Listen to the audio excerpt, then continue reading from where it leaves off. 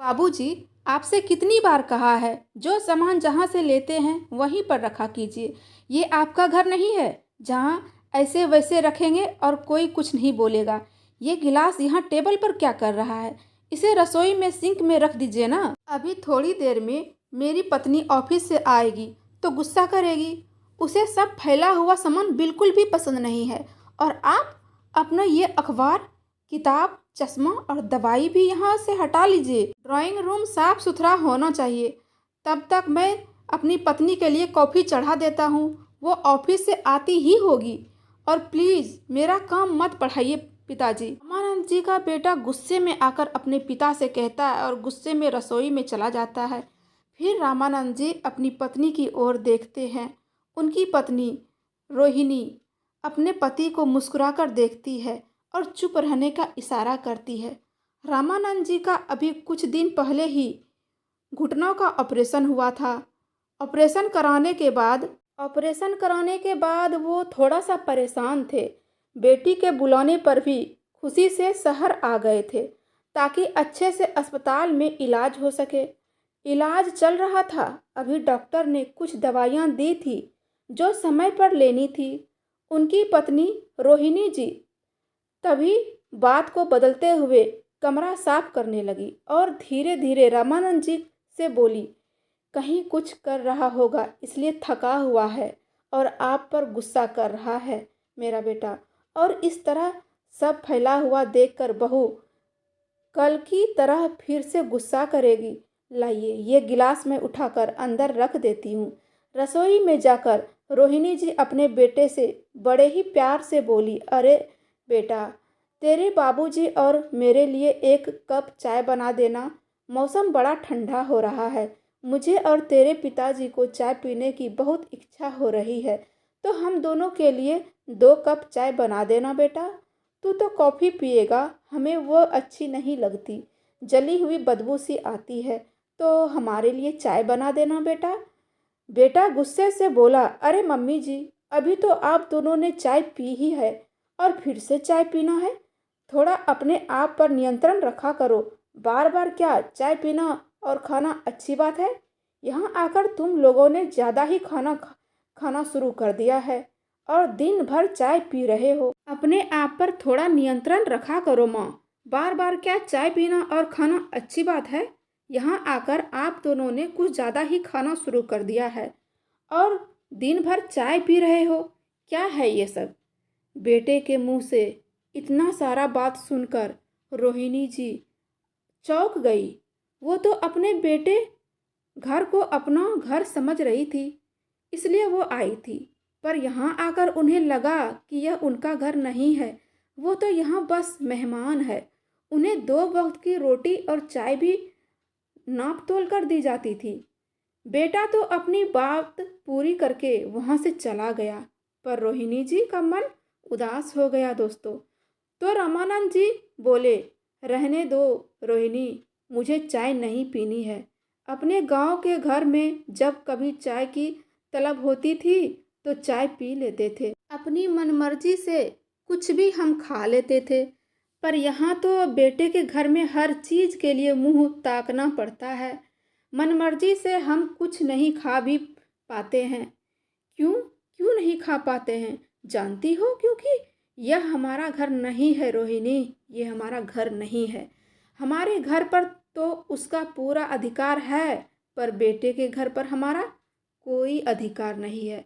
यहाँ तो मुझे सोच समझकर उससे बात करनी पड़ती है, मानो मैं नहीं, वह मेरा बाप है, वो मेरा बाप है। बेचारी रोहिणी जी सर झुकाए वहीं जम गई थी और सोचने लगी, मजबूरी में यहाँ आई थी। मैं अपने पति के साथ अच्छी भली गांव में रह रही थी। अचानक से रामानंद जी की तबीयत बिगड़ने लगी और उनके घुटने गुब्बारे की तरह फूल गए थे। उसके चलते चलने फिरने में दिक्कत हो रही थी, इसलिए यहाँ आना पड़ा था। रोज़मर्रा के काम भी खुद अकेले नहीं कर पाते थे। गांव के डॉक्टर से दिखवाया, पर वो दवाई ज़्यादा काम नहीं कर पा रहा था। गांव में दिखाया तो वहाँ के डॉक्टरों ने कहा कि इन्हें शहर ले जाने के लिए और वहाँ अच्छे से इलाज होगा। रोहिणी जी जैसे तैसे रामानंद जी को शहर ले आई, वहाँ डॉक्टर को दिखाया। एक रोज जब डॉक्टर के पास वो बैठे थे तो उनका बेटा, वहाँ मम्मी आपके पास इलाज के लिए पूरे पैसे तो हैं ना? तभी मैं आगे बात करूँगा, वरना देख लीजिए आप दोनों। उनका बेटा इस तरह अपने माता और पिता से पूछ रहा था जैसे रोहिणी अंदर तक तो टूट गई थी। फिर उनका बेटा जो कहा उन्होंने चुपचाप सुन लिया। अपने आंसू आंखों में रोकते हुए उन्होंने बेटे के हाथों में फसल से आए पूरे पैसे रख दिए। तब जाकर उन्होंने डॉक्टर को दिखवाया और इलाज शुरू करवाया था। रोहिणी जी यहाँ खुश नहीं थी, पर पति की तबीयत के लिए वो बहुत कुछ सह रही थी। पत्नी की आंखों में आंसू देखकर रामानंद जी बोले, रोहिणी यहाँ से चलो, मैं यहाँ नहीं रहना चाहता। मेरा दम घुटता है यहाँ, मेरा मन नहीं लगता। मुझे यहाँ से लेकर चलो। क्यों लेकर आई मुझे यहाँ? इस घर में मेरा दम घुटता है। यह बेटे का घर है, हमारा नहीं। यह बात तुम कब समझोगी? रोहिणी जी ने अपने आप को संभाला और बोली, आप चुपचाप लेटे रहिए जी। आप यह रही आपकी दवाई। मुझ जैसी कम पढ़ी लिखी औरत को क्या समझ में आएगी, इसलिए मुझे यहाँ आना पड़ा। अब जैसे भी बेटे बहू रखेंगे हम रह लेंगे। इलाज होते ही यहाँ से चले जाएंगे जी। रोहिणी जी ने अपने पति को दिलासा दिया। थोड़ी देर में ही उसकी पत्नी यानी बहू आ गई। वो बेहद ही चक नकचढ़ी और गर्म मिजाज की औरत थी, जिसे ना अपने सास ससुर की परवाह थी और ना ही घर की। उसके आते ही उनके बेटे उसे कॉफ़ी लेकर गए, ऑफिस के काम में लग गया और उनकी पत्नी एक बार भी अपने सास ससुर का हाल चाल लेने नहीं आई। इधर रोहिणी जी की डायबिटीज़ की दवाइयाँ भी खत्म होने को थी। उन्हें हर थोड़ी देर में भूख लग रही थी। शाम हो चली थी और अभी तक खाना बनाने वाली नहीं आई थी। उन्हें भूख लग रही थी। बहू की रसोई में सिर्फ बहू की इजाज़त से ही कोई जाता था, पर रोहिणी जी की भूख अब बर्दाश्त से बाहर हो रही थी। जब उससे रहा नहीं गया तो वो रसोई में जाकर 2 ब्रेड सेकने लगी। तभी उनकी बहू रसोई में आई और गुस्से में अपनी सास का हाथ गर्म तवे पर रखते हुए बोली, बुढ़िया, तेरी हिम्मत कैसे हुई मेरी रसोई में कदम रखने की? अपनी औकात भूल गई तू? क्या गंदे कपड़े गंदे हाथों से मेरे बर्तन को छू रही है? कहा था ना मेरे बेटे से किसी वृद्धा आश्रम में छोड़ दो, पर न जाने वो अपना कौन सा कर्ज उतारना चाहता है। पर मैंने तुम्हारा कुछ नहीं खाया, तो निकलो मेरी रसोई से और खबरदार जो दोबारा रसोई में आई। रोहिणी जी दर्द से चीख पड़ी, हाय रे मेरी मैया, नहीं बहू नहीं, ऐसा जुल्म मत करो। मुझे बहुत जोर की भूख लगी थी और दवाई भी खत्म हो गई थी। अब तुम ही बताओ, क्या मैं अपने बेटे के घर में एक ब्रेड भी नहीं खा सकती? क्या इतना भी मेरा अधिकार नहीं है? बहू गुस्से में आंखें दिखाते हुए बोली, नहीं, कोई अधिकार नहीं है। अब वो सब मेरा पति है और भूख लगी है तो जाओ और किसी पड़ोसी से भीख मांगो। अब मेरी रसोई के सामने से हट जाओ, वरना मैं दूसरा हाथ जला दूंगी। ज़्यादा बहस की तो चूल्हे पर बैठा दूंगी। गंदी औरत, मेरी पूरी रसोई गंदा कर दी। इतना कहते हुए बहू वहाँ से चली गई। धक्का मारकर अपनी सास को वहाँ से निकल गई। यह तो उनके साथ वहाँ अक्सर होता ही रहता था। हद तो तब हो गई जब कुछ दिनों के लिए उनका बेटा काम के सिलसिले में शहर से बाहर गया और इधर बहू करीब 3 दिनों तक के लिए रसोई में ताला लगा दी। एक रोज़ वह सो रही थी। सीमा जी तो अपनी भूख फिर भी बर्दाश्त कर लेती है, परंतु रामानंद जी की तकलीफ उनसे देखी नहीं जा रही थी। हार कर वह अपने पड़ोसी के दरवाजे पर पहुंची और जाकर उनका गेट खटखटाया और अंदर से आवाज़ आई, अरे कौन जो इतनी देर से दरवाज़ा ठोकता जा रहा है? अगर दरवाज़ा टूट गया तो उसके पैसे तुम भरोगी। थोड़ा सब्र करो, आ रही हूँ। रोहिणी जी लगातार अपनी पड़ोसी का दरवाज़ा ठोके जा रही थी और उधर इधर उधर न जाने किसे देख रही थी, मानो किसी से छुपकर पड़ोसी के दरवाजे पर खड़ी थी। जैसे ही दरवाज़ा खोला, अरे बेटी रानी, तुमने क्या खाना खा लिया? तुम तो हर रोज़ बाहर से खाना मांगती हो और न जाने कितना खाना आता होगा। बेटा, अगर बुरा ना मानो तो जब कभी तुम खाना पूरा नहीं खा सको तो क्या तुम मुझे दे दोगी? बड़ी कृपा होगी। हाँ, बस एक विनती है, इस बात की खबर मेरे बेटे बहू को ना हो, वरना वो बहुत नाराज़ हो जाएंगे। बेटा, अगर कल का कुछ खाना बचा हो तो दे देना, भगवान तुम्हारा भला करेगा। रोहिणी जी अपनी पड़ोसन से कहती है। मुंह बनाते हुए बोली, क्या आंटी जी, आपको समझ नहीं आ रहा कि एक बार दस्तक देने पर कोई दरवाज़ा नहीं खोल रहा है तो बार बार नहीं ठोकना चाहिए। यह टूट गया तो क्या आपका बेटा इसे ठीक करवाएगा? पूछो जाकर। और ये क्या रोज़ रोज़ आप भिखारी की तरह कभी भी मेरे तो कभी किसी और के दरवाजे पर खाना मांगने आ जाती हैं? मैंने देखा है आप बगल वाली चाची के पास भी कुछ न कुछ मांगने ही जाती हो। क्या आपके बेटे बहू आपका ख्याल नहीं रखते? और अगर नहीं रखते हैं तो आप लोग वापस अपने गांव क्यों नहीं चले जाते? क्यों रहते हैं आप दोनों यहाँ? आपके बेटे और बहू तो वैसे तो बड़ी शान से घूमते हैं, अपने माँ बाप को खाना तक नहीं देते क्या? इतना सुनकर रोहिणी सकपका गई और बोली, नहीं बेटा, नहीं नहीं, ऐसी कोई बात नहीं है। मेरे बेटे बहू मेरा बहुत ख्याल रखते हैं, पर तुम उनसे यह बात मत पूछना। आज के बाद मैं तुम्हारे दरवाजे पर कभी कुछ मांगने नहीं आऊँगी। खुश रहो बेटा, खुश रहो। इतना कहकर वो वहाँ से रोहिणी जी चली गई। रोहिणी जी को अपने जीवन में इतने दुखों को झेल कर अब अपने बेटे बहू के साथ घर में रह रही थी। उन्होंने सोचा भी नहीं होगा कि उनका जीवन दुख से भरा ही रह जाएगा। बेटा था जो माँ बहन की इज्जत तो करता था पर अपनी पत्नी से बहुत डरता था। एक बेटी थी जो अपने ससुराल की जिम्मेदारियों को निभा रही थी। उसे अपने दुखों से वो दुखी नहीं करना चाहते थे, इसलिए जब कभी बहू खाना नहीं देती थी तो वो आस पड़ोस के बैचलर बच्चों से बचा हुआ खाना मांग लेती थी और वही खाकर अपना पेट भर लिया करती थी। जैसे ही रामानंद जी की नज़र उस पर पड़ी, रामानंद जी बोले, क्या हुआ रोहिणी, क्या हुआ? तुमने खाना नहीं बनाया? मुझे बहुत जोरों की भूख लगी है। रोहिणी जी रोने लगी और बोली, सच कहा था आपने, पिता के घर बच्चों का अधिकार नहीं होता है पर बेटे के घर माँ बाप का कोई अधिकार नहीं होता है। आप रुकिए, मैं अभी आपके लिए कुछ लेकर आती हूँ। इतना कहकर वह रसोई में चली गई और कल रात की रोटी और पानी में भिगोकर ताजी रोटी कहकर रामानंद जी को खिलाकर दवाई देकर सुला दिया और वापस लौटकर अपना काम करने लगी। रोहिणी जी जूठे बर्तन को साफ कर ही रही थी कि तभी फोन की घंटी बजी।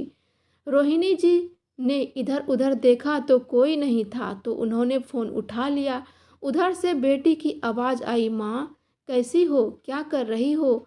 रोहिणी जी अपने आंसुओं को अपने कलेजे में छुपाकर बोली, बस बेटी खजूर खा रही हूँ। तुम्हारे भाई भाभी हमारा बहुत ख्याल रखते हैं, तुम यहाँ की चिंता मत करो बेटी। दोनों की आवाज़ों से उनकी बहू की नींद खुल गई। चिल्लाते हुए बोली, हिम्मत कैसे हुई आपकी मेरे फ़ोन को हाथ लगाने की? कुछ दिन पहले रसोई को हाथ लगाया था तो याद है ना क्या हुआ था? और अब बताओ तुम्हारे साथ क्या करूं? घर के काम आपसे होते नहीं और बिना मुझसे पूछे फ़ोन को हाथ लगाने की हिम्मत कैसे की आपने? रोहिणी जी ने झट से फ़ोन रख दिया, यह सोचकर कि कहीं बेटी के सामने वो राज न खुल जाए जो आज तक वह अपने सीने में छुपा कर रखी है। लेकिन उनकी बेटी को जो सुनना था ना वो सुन चुकी थी। तभी रोहिणी जी घबरा जाती हैं और कहती हैं, बहू वो तुम्हारी ननद का फ़ोन था, जूही का फ़ोन था। वो हाल चाल पूछ रही थी पर मैंने कुछ भी नहीं बताया उससे। विश्वास करो बहू, हमने कुछ भी नहीं कहा उससे। फिर भी उसकी बहू बोली, अगर नहीं सुना हो तो ही अच्छा है, वरना ऐसा ना हो कि आपके लिए ये सज़ा बन जाए, आपके बीमार पति को भुगतना पड़े।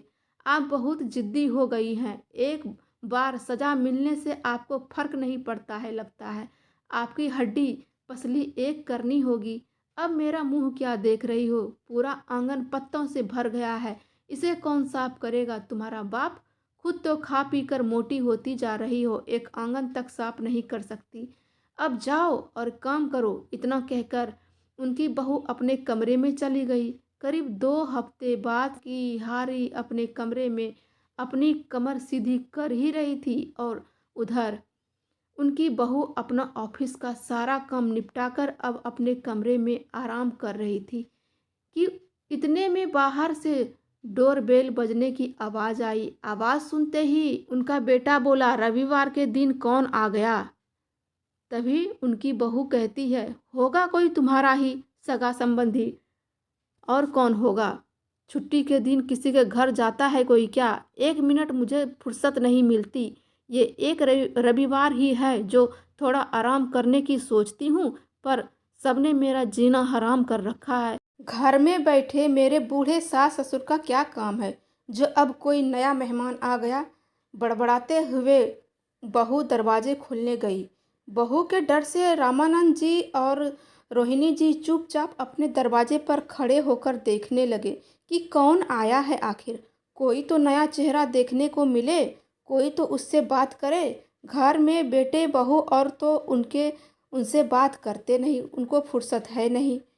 यही उनकी बहू कड़वा बोलती है, लेकिन दरवाजे पर शायद कोई भी बेसब्र सा खड़ा था। तभी तो डोर बेल पर उंगली रखकर हटाना शायद भूल गया था। इधर रोहिणी जी और रामानंद जी भी दरवाजे पर टकटकी लगाए देख रहे थे। तभी गुस्से में उनकी बहू दरवाज़ा खोलने गई और बिना देखे बोली, कौन है? जरा सी तमीज़ नहीं है कि डोर बेल कैसे बजाए जाते हैं? जैसे ही बहू ने दरवाज़ा खोला तो सामने अपनी ननद जूही को देखकर उनका मूड ऑफ हो गया। मन में सोचती है, कहाँ से सोचा था, क्या सोचा था, सारा दिन आराम करूंगी, पर ये कहाँ से आ टपकी। हालांकि ऐसा कभी नहीं हुआ था कि वो उनकी ननद जूही आने से पहले कभी बताएगी नहीं, लेकिन ये पहली बार था शायद बिना बताए आ गई। नमस्ते जूही, आ गई? वैसे तो मैं इनसे कह रही थी कि कोई आपका अपना ही होगा जो इतनी देर से डोरबेल बजा रहा है। अरे हाँ, आपके घर पर तो दस्तक दिया जाता है, डोरबेल लगा ही नहीं है। आपने कभी लगवाया ही नहीं, इसलिए आपकी माँ को भी यही आदत है। शायद आपको पता नहीं कि डोरबेल बजाने के बाद कमरे के अंदर बहुत तेज़ आवाज़ आती है। आइए, इतना कहकर बहू अपने कमरे में चली गई। कमरे में जाते वक्त पति को अंदर आने का इशारा करती गई और बोली, देख लिया कौन आया है? चले जाओ और जाकर उन्हें हैंडल करो। जीना हराम कर रखा है। पहले तुम्हारे माँ बाप रूपी तलवार मेरे सिर पर लटके हुए हैं और अब आ गई आपकी बहन महारानी। आए दिन ऐसे ऐसे लोग घर में आते हैं कि मैं बता नहीं सकती। इतने में रामानंद जी का बेटा, यह कैसी बातें कर रही हो? कल को अगर हमें जूही के घर जाना पड़ा तो क्या वो भी ऐसे ही बात करेगी, नाराज़ हो जाएगी? और तुम तो जानती हो बाबूजी अपने पैसों से अपना इलाज करवा रहे हैं, यहाँ तक कि जब से आए हैं घर का खर्चा भी उन्हीं की जेब से निकला जा रहा है, फिर भी तुम नाराज़ रहती हो। हर लड़की की के तरह उसे भी अपने माँ बाप की याद आती होगी। अब मायके में तो माँ बाप है नहीं, तो यहाँ चली आई। तुम चिंता मत करो, जल्दी ही चली जाएगी। रामानंद जी का बेटा अपनी पत्नी को समझा रहा था। रोहिणी जी की बहू गुस्से में आंख दिखाते हुए बोली, मायके इतनी ही याद आती है तो अपने माँ बाप को अपने पास क्यों नहीं लेकर जाती? भाई भाभी के घर क्यों चली आती है? कभी कुछ देने देने तो नहीं आती, बस लेने ही आती है। जब देखो मुंह उठाकर चली आती है। फिर रामानंद जी का बेटा कहता है, अरे तुम कैसी बातें कर रही हो? अब जूही आ ही गई है तो कुछ देर जाकर उसके पास बैठ जाओ ना, नहीं तो उसे शक हो जाएगा कि हम लोग माँ और पिताजी को मानते नहीं, प्यार नहीं करते, मान सम्मान नहीं देते, समय पर खाना नहीं देते।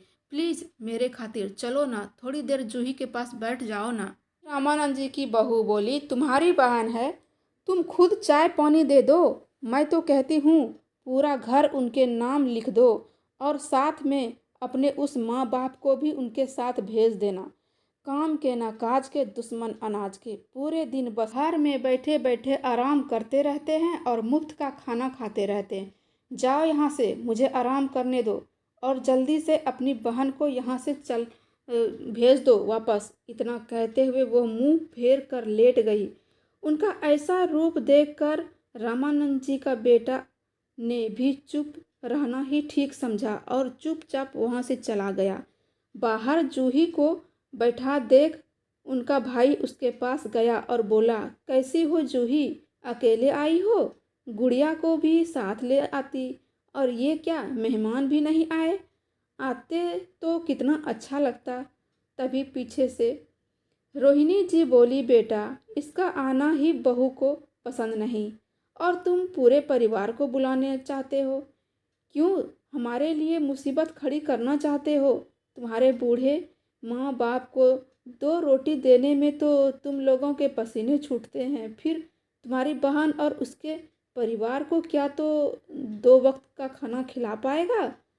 तिरछी नज़र से उनका बेटा ने घूरते हुए अपनी माँ को आंखों में चुप रहने का इशारा किया और पीछे मुड़कर अपने कमरे की तरफ देखा। फिर बोला, माँ क्यों बैठे बिठाए मुसीबत को बुलवाना चाहती हो? जानती हो ना अपनी बहू को, फिर भी यहाँ बाबूजी के इलाज के लिए आई हो तो वह करवा लो और शांति से चले जाओ। यही हम दोनों के लिए अच्छा रहेगा। बेटे की बात सुनकर रामानंद जी पत्नी से बोले, बेटा सही कह रहा है, चुप रहने में ही भलाई है। यह हमारा घर नहीं है, शायद तुम भूल रही हो, यह यहाँ पर हम मेहमान हैं। पिता की बातों को सुनकर उनका बेटा बोला, खैर छोड़िए इन बातों को, दुख भरी बातों को। बातें तो आप लोगों की ख़त्म ही नहीं होती। और बताओ जूही, सब कैसे हैं? जूही बोली, घर में सब ठीक है भाई, तुम बताओ तुम कैसे हो? और माँ आप कैसी हैं? फिर उनका भाई बोला, मैं कैसा रहूँगा जब घर में दिन रात कलह होता रहे और बीमार को सुबह से शाम तक देख पड़े तो मन कितना अच्छा रहेगा? तुम ही बताओ, ये तो तुम समझ ही सकती हो। तुम बैठो, मैं तुम्हारे लिए चाय पानी की व्यवस्था करता हूँ। जूही चुप हो गई, कुछ नहीं बोली। वह जानती थी कि उनका आना भाई भाभी को पसंद नहीं था, पर माँ के प्यार का मोह उसे वहाँ खींच लाया था। इसी मोह में बंधी हुई थी, इसलिए तो महीने में एक बार ज़रूर माँ से मिलने आ जाती थी। पहले माँ पिताजी गांव में रहते थे तो उसे सोचना ही नहीं पड़ता था, पर भाई इसी शहर में रहता था तो ना चाहते हुए भी वह आ जाया करती थी। रोहिणी जी रोते हुए बेटी के गले को लगा लेती है, बेटा इनका तो हमारा यहाँ रहना पसंद नहीं, फिर तुम क्यों बार बार हमसे मिलने के लिए चली आती हो? जानती हो ना अपने भाई और भाभी को, यह तुम्हारा मायका नहीं है बेटा, इस घर में हमारा कोई अधिकार नहीं है, यह घर तुम्हारे भाई और भाभी का है। कहते कहते रोहिणी जी रोने लगी और रामानंद जी उन्हें हिम्मत देते हुए कहते हैं। अचानक से जूही की नज़र अपनी माँ के जले हुए हाथ पर पड़ी और बोली, माँ ये आपके हाथ को क्या हुआ? कैसे जला लिया आपने हाथ? बताओ ना माँ, यह कैसे हुआ? जूही ने उनके हाथ को स्पर्श किया। रोहिणी जी की चीख निकल गई, अब क्या बताऊं बेटा, बहू आराम कर रही थी, मैं रोटी बना रही थी, शायद उसी में जल गया। जूही ने माँ का हाथ अपने सर पर रखा और बोली, माँ आपको मेरी कसम सच बताओ, कैसे जला है ये हाथ? और वैसे भी आप मुझसे कुछ भी छुपा नहीं सकती, क्योंकि उस दिन फ़ोन रखने से पहले ही मैंने भाभी की कड़वी बातों को सुन लिया था, तभी यहाँ आने का सोच लिया था। लेकिन आपके मुंह से सच्चाई जानना चाहती हूँ, बताइए ना माँ, क्या हुआ है, सच क्या है? रोहिणी जी रोते हुए धीरे धीरे बोली, अपने भाई से मत कहना, बेकार में मेरी वजह से कलेश रहेगी घर में। बुढ़ापे में यह पेट न जाने क्या क्या करवाएगा। रोते रोते रोहिणी जी अपनी बेटी से अपने पति की आवाज़, बीती हुई बातें, माँ की दर्द भरी बातें सुनकर जूही की आंखों में आंसू आ गए। उसने झट से अपने बैग से दवाई निकाली और माँ के पर लगाकर बोली, माँ यह रख लो, इसे लगाओ तो ठीक हो जाएगा। कितनी बार कहा है, चलो ना मेरे साथ, वहीं रहना, बाबूजी का इलाज वहाँ भी हो सकता है। रोहिणी जी बोली, नहीं बेटा, बेटी के ससुराल में माँ बाप का रहना अच्छा नहीं है। जब बेटे का घर अपना नहीं है तो तुम्हारे घर को हम अपना कैसे समझ सकते हैं। शायद हमारी किस्मत में यही अपमान लिखा होगा। जूही के पिता बोले, नहीं रोहिणी, यह हमारी किस्मत में नहीं लिखा है। हम चाहें तो अपनी किस्मत से लड़ सकते हैं। मैंने कहा था ना तुमसे, मुझे इलाज के लिए यहाँ नहीं आना, पर तुम्हारे कहने पर मैं यहाँ चला आया। अब यह अपमान मुझसे भी सहन नहीं होता। रोज़ रोज़ जिल्लत की रोटी को खाकर किनका भला हुआ है आज तक, बोलो। अब अभी भी कहता हूँ, चलो वापस, यहाँ हमारा घर नहीं है। जूही बोली, माँ याद है, एक समय था जब हमारे घर में भी हमारी बातें और हंसी गूंजा करती थी। बाबूजी हर शाम हमारे लिए समोसे और कचौड़ी लाया करते थे, और जब हम मिलकर बैठकर खाते थे, न जाने कहाँ चला गया वो प्यार और अपनापन। रहते रहते सब पुरानी बातों को याद करने लगी। जूही बोली, याद है माँ, अपना तो बस एक ही सपना था कि भाई अपने पैरों पर खड़ा हो जाए, लेकिन आपने कितनी मेहनत की थी, शायद भाई भूल गया। आप तो बस इतना ही चाहती थी कि वो काबिल हो जाए और बाबूजी को आराम और आप लोगों को सम्मान की ज़िंदगी दे सके। पर रोहिणी जी बोली, हाँ याद है, मैं भी अगल बगल की औरतों के कपड़ों को सिलकर थोड़े पैसे कमाकर अपने पति की मदद करती थी, पर इनको ये बात पसंद नहीं थी। रामानंद जी भी अपनी तकलीफ़ भूल कर बोले, अच्छा तो इसलिए तुम छुपाकर कपड़े सिलने का काम करती थी, और तुमने मुझसे कभी कुछ बताया भी नहीं। जूही, कभी किसी का काम खराब हो जाता तो खड़े खड़े वह तुम्हारी माँ को चार बातें सुनाने लगते थे, जो मुझे बिल्कुल पसंद नहीं था। दिन रात यह सिलाई करती थी, यहाँ तक कि छोटे बच्चों को संभालने का काम भी इसने शुरू कर दिया था। मेरी आर्थिक मदद करना चाहती थी, तब एक मिनट भी इसे आराम नहीं मिलता था। बेटे को पैरों पर जो खड़ा करना था, इसलिए तो यह खूब मेहनत करती थी, और तुम भी तो अपनी माँ की मदद करती थी। मुझे इस बात की खुशी है कि दामाद जी और उनके माँ बाप ने भी कभी इसके लिए तुम्हें रोका नहीं, तभी तो हम मिलजुल कर सब घर संभालते थे। जूही बोली, हाँ बाबूजी। फिर वो दिन आया जब पढ़ लिख कर भैया का नौकरी मल्टीनेशनल कंपनी में लग गई। माँ कितनी खुश थी, उन्हें लगा उनका तपस्या पूरा हो गया। अब उनका बुढ़ापा अच्छे से गुजरेगा, क्योंकि उनका बेटा अच्छा जॉब करने लगा। लेकिन जॉब करने के दरमियान उनकी मुलाकात भाभी से हो गई और उन्हें पसंद करने लगे। कुछ दिन बाद दोनों ने बिना बताए हम सबको शादी कर ली। मेरा तो सारा अरमान धरा का धरा रह गया। बताइए, हम लोग क्या पराया थे जो भैया ने बताना उचित नहीं समझा? क्या हम उनके अपने नहीं थे? कहते कहते उनकी बहन रोने लगी। भाई की शादी से एक बहन को कितनी खुशी होती है, बयान नहीं कर सकती मैं।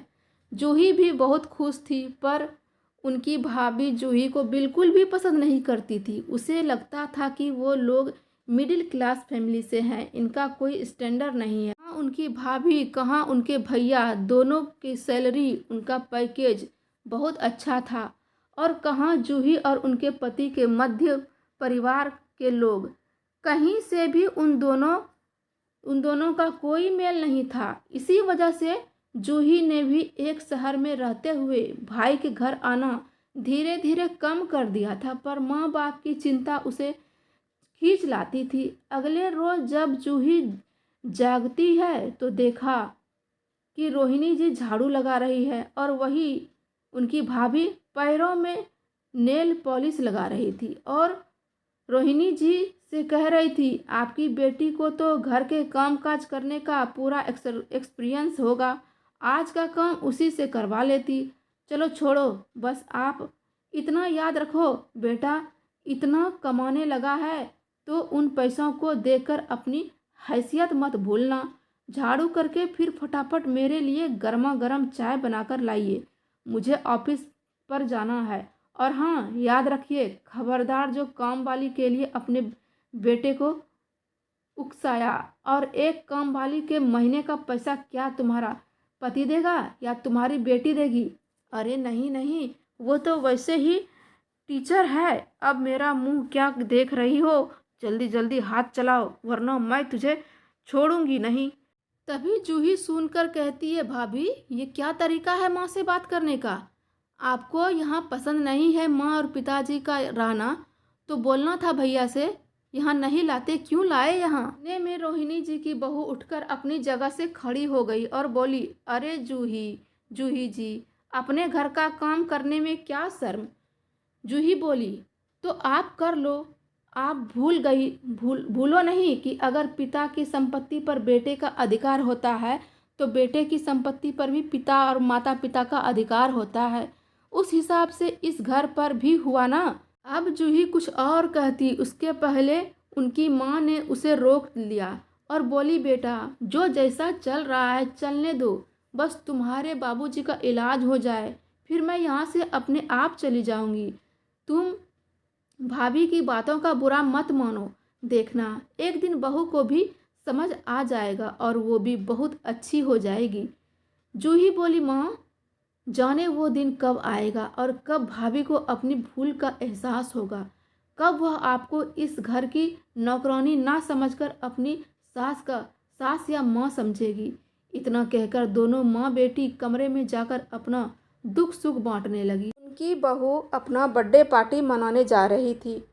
तभी बहुत सारे मेहमान आए थे। जूही के पति और उनके ससुराल वाले भी आए थे बधाई देने। इधर रामानंद जी की तबीयत कुछ ठीक नहीं रहती थी, तो वो अपने कमरे में ही ज़्यादा रहते थे और रोज़ भगवान से प्रार्थना करते थे कि जल्दी से जल्दी ठीक हो जाए और अपने घर को चले जाए। अब जूही वहीं थी तो भाई की खुशी में शामिल होने के लिए घर को सजा रही थी। तभी उनकी भाभी वहां आई और बोली, ये आप क्या कर रही हैं? भाभी के टोकने पर जूही के हाथ वहीं रुक गए और वह बोली, भाभी आज इतना शुभ दिन है, आपका जन्मदिन है, तो मैंने सोचा शुरुआत घर के दरवाजे से करती हूँ।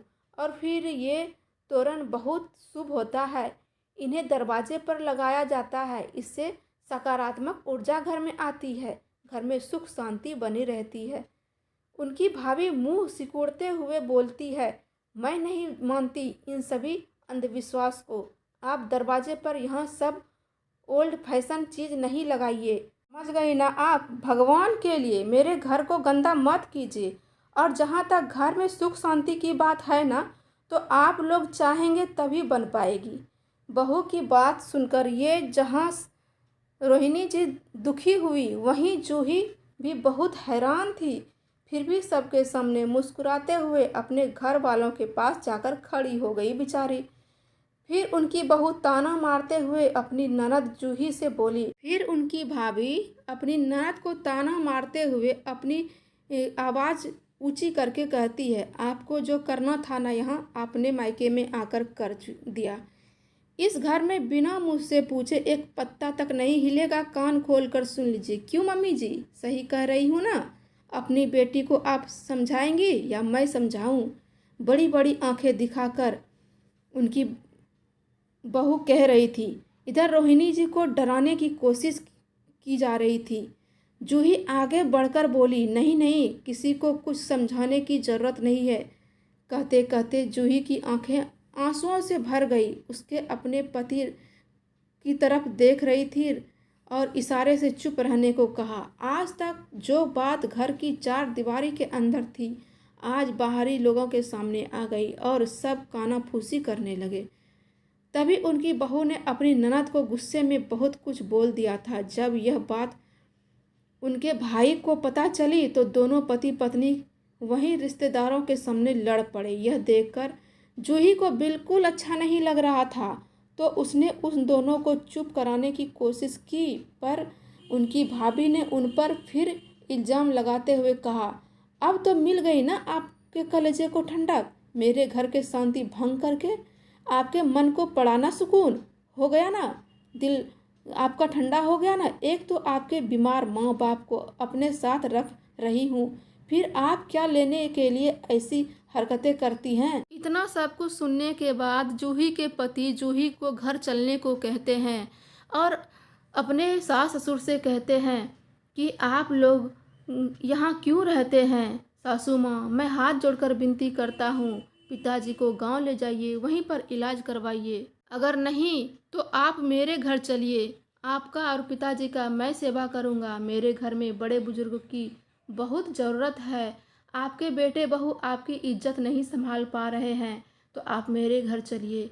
इतना सुनते ही रामानंद जी की बहू भड़क पड़ी और कहती है, नंदोई जी, आपको यहाँ आने की इजाज़त क्या दी?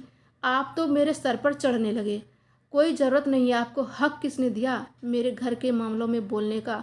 दफ़ा हो जाइए यहाँ से। दोस्तों, इतना सुनते ही रामानंद जी और उनकी पत्नी रोहिणी जी के सब्र का बांध टूट पड़ा। रोहिणी जी आगे बढ़ी और अपनी बहू के गाल पर एक जोरदार तमाचा जड़ दिया और बोली, बेशर्म औरत, ना तो तू अपने माँ बाप की इज्जत करती है, ना ही सास ससुर की इज्जत करती है। अब हमारे दामाद पर लांछन लगाने लगी है, उनकी बेइज्जती करने लगी है। यह अधिकार तुझे किसने दिया? जिस दिन हम अपने पर आ गए ना, तुम्हारी सारी एक हेकड़ी तोड़ दूंगी, सारी अकड़ तोड़ दूंगी, बाहर निकाल दूंगी। इस घर में जो तू इतनी शान से रह रही है ना, क्या कभी तूने अपने पति से पूछा है यह घर किसके दम पर उसने खरीदा है? इस घर के सारे पैसे मेरे पति के लगे हैं। पूछ अपने पति से, आज और आज ही पूछ। अभी ही हमारे दिए हुए सारे पैसों को तू वापस कर या फिर घर से बाहर निकल।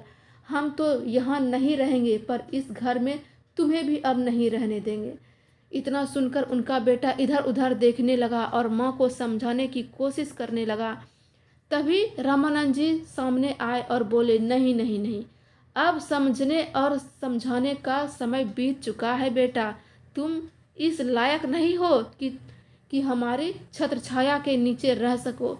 हम अभी यहाँ नहीं रहेंगे, गांव में जाकर अपना इलाज करवा लेंगे। डॉक्टर से मैंने बात कर ली है, वो दवाइयाँ यहाँ से भेज दिया करेंगे। इस घर में अब हम तुम्हें भी नहीं रहने देंगे। हमारी सारी संपत्ति हम दान में दे देंगे, पर तुम जैसे नालायक बेटे बहू को तो कभी ये घर नहीं देंगे। फिर रामानंद जी गुस्से में आकर अपनी बहू के माता पिता को भी कहने लगे, ना तो आपकी बेटी को तमीज़ है, ना ही उसने कभी मेरी इज्जत की, और आपकी बेटी ने ना तो कभी हमारी इज्जत की है और ना ही हमें 2 वक्त का खाना ढंग से दिया है। तो क्यों दे हम अपनी पूरी संपत्ति? पिता की संपत्ति पर बेटे का अधिकार है, पर बेटे के घर पर माता पिता का अधिकार नहीं। अगर ऐसा है तो अपने पैसों से अपना घर बनाएगा। चलो चलो यहाँ से रोहिणी, हम चलते हैं। जूही, तुम भी जाओ यहाँ से अपने घर। कल हम भी यहाँ से निकल जाएंगे और लौट के मत आना इस घर में। अगर तुम्हें आना होगा तो अपने मायके आना। उनका बेटा अपने पिता के पैर पकड़कर माफ़ी मांगने लगा तो रामानंद जी एक जोरदार थप्पड़ उसके गाल पर रख दिए। बोले, मेरे पैसे से तू मेरा इलाज करवाता है तो अपना इलाज तो मैं गांव बैठकर भी करवा सकता हूँ।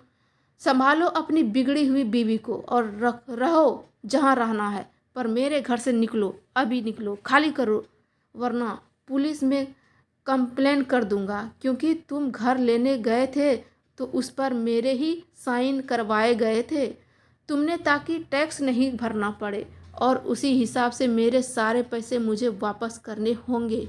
चलो। इतना कहते हुए रामानंद जी अपनी पत्नी का हाथ पकड़कर और लंगड़ाते हुए अपने कमरे में चले गए। अगले ही दिन दामाद ने सास ससुर का टिकट करवाया और इज्जत के साथ रेलगाड़ी में बैठा दिया। दोनों खुशी खुशी अपनी कुटिया में रहने चले गए। इधर उनका बेटा और बहू ना चाहते हुए भी वो घर खाली करना पड़ा, क्योंकि उनके बेटे की जान पहचान के वकील को रामानंद जी ने सब कुछ देखने का जिम्मा सौंप दिया था। इधर उनकी बहू और उनका बेटा परेशान थे। आखिर फिर वो दिन आया जब अपने गुरूर का बक्सा सिया को लेकर उस घर को खाली करना पड़ा। फिर क्या था, दर दर भटकना पड़ा। सिया के माँ बाप ने भी शरण नहीं दी, यह कहकर कि जो अपने सास ससुर की सेवा नहीं कर सकती, उनकी इज्जत नहीं कर सकती, वो हमारे घर में रहने के लायक नहीं है। तुम्हारी इन्हीं हरकतों की वजह से हमारी बहू भी इसमें नाराज रहती है। वो तो अच्छा हुआ कि तुम्हारे जैसी वो नहीं है, तो हमसे अब कोई उम्मीद मत करना। जो बोया है वो तो तुम्हें काटना ही पड़ेगा। जूही भी माँ बाप से मिलने मायके अपने बच्चे और परिवार के साथ आती जाती थी। उसने अपने भाई भाभी से सारे रिश्ते नाते तोड़ चुके थे, क्योंकि जहाँ इज्जत नहीं वहाँ रिश्ते नहीं बनते। और जो भाई भाभी माँ बाप को अपने घर में नहीं रख सकते, वो बहन और ननद को क्या इज्जत देंगे। दोस्तों, आज की कहानी आप लोगों को कैसी लगी कमेंट में ज़रूर बताइएगा। फिर मिलते हैं एक नई कहानी के साथ। हर हर महादेव। धन्यवाद।